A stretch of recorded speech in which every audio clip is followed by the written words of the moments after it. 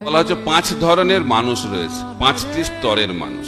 যারা সর্বনিম্ন 5ম স্তরে থাকে তারা খালি অন্যের দোষ দর্শন করে, গুণ দেখতেই পাবে না। সর্বত্র কি দেখবে?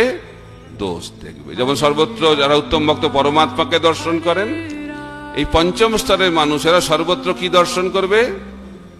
দোষ দর্শন করবে। সবার মধ্যে দোষ, দোষ তো রয়েছেই, কিন্তু সমস্যা হচ্ছে সে সবার দোষটা দেখে, কিন্তু তার যে কত দোষ রয়েছে সেটা আর দেখতে পায় না। এটা হচ্ছে 5ম স্তরের যারা মানুষ।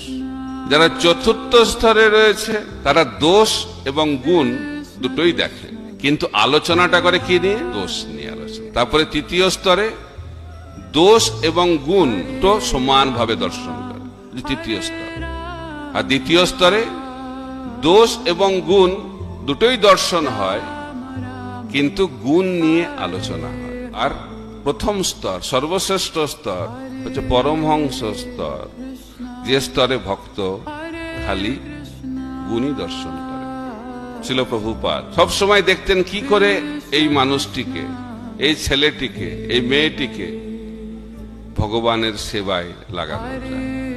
সেই কারণে তিনি হিপিদেরকে তুলে নিয়ে তাদেরকে বৈষ্ণবে পরিণত করলেন।